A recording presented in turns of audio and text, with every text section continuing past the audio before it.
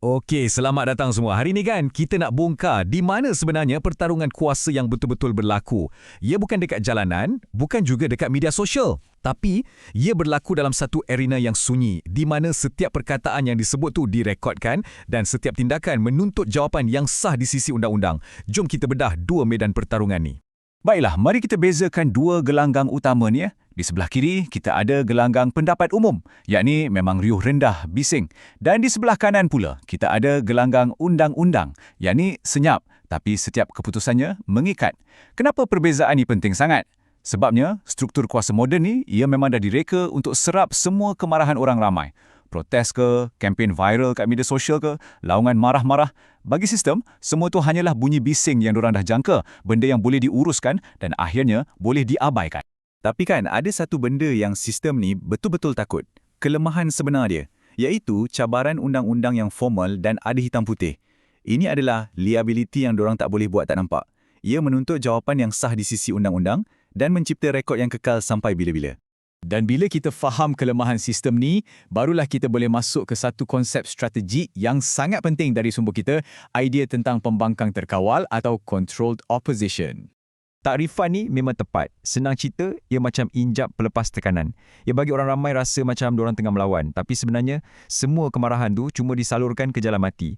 Tujuannya bukan nak capai perubahan, tapi sekadar nak uruskan kemarahan tu.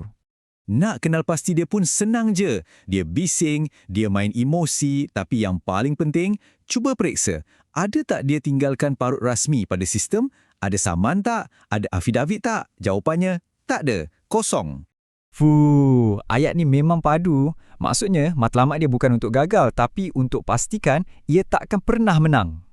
Okey, untuk kita betul-betul faham, jom kita buat main-main sikit. Kita daftar masuk Universiti Pembangkang Terkawal ni. Tengok apa subjek-subjek panas yang dorang ajar. Subjek pertama, kursus 101, katakan tidak sahaja. Slogan ni memang sedap didengar, viral pun senang. Tapi dari segi undang-undang, nilainya kosong. Cuba bawa masuk mahkamah. Hakim takkan layan hujah sebab saya kata tidak.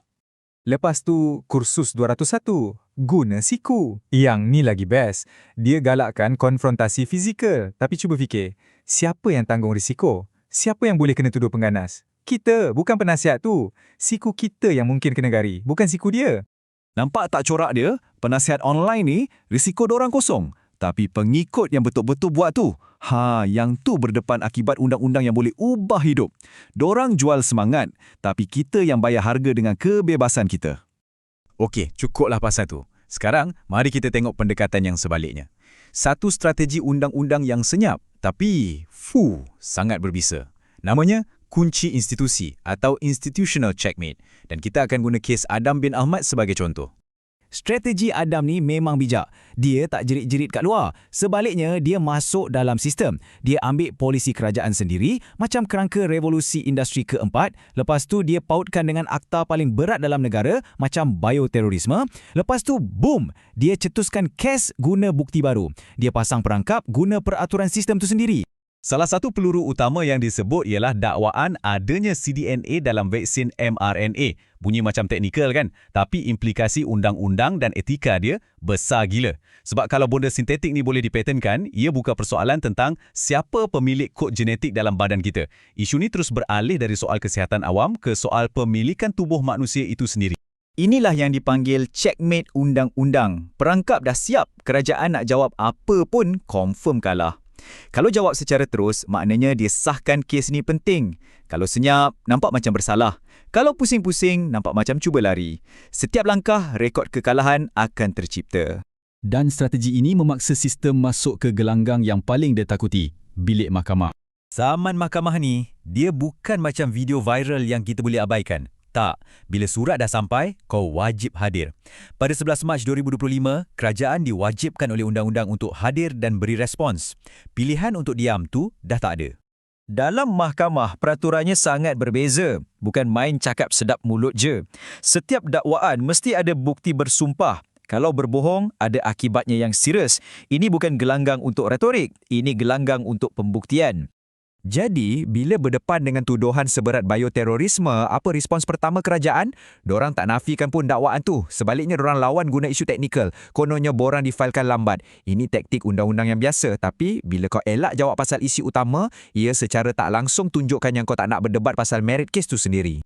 Disebabkan kerajaan tak boleh serang kes ni secara terus, nanti nampak macam kes ni betul-betul serius, jadi dorang guna proksi.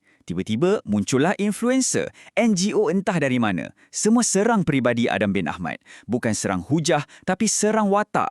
Nampak tak permainannya? Semua ni menunjukkan perbezaan yang sangat ketara antara sekadar buat bising dengan mencipta satu ancaman undang-undang yang sebenar. Bila kita bandingkan kes seorang individu dari Malaysia ni dengan gerakan antarabangsa yang lebih besar dan ada dana yang banyak macam yang diketuai Rainer Fullmich, bezanya memang jelas.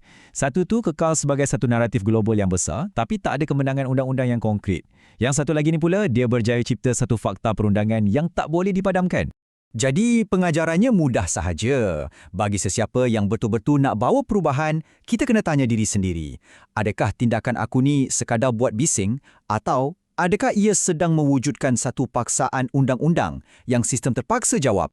Dan sebagai penutup, kami tinggalkan anda dengan soalan akhir yang sangat mendalam dari bahan sumber kita. Satu soalan yang menyentuh intipati hak asasi manusia dalam era bioteknologi yang semakin maju ini.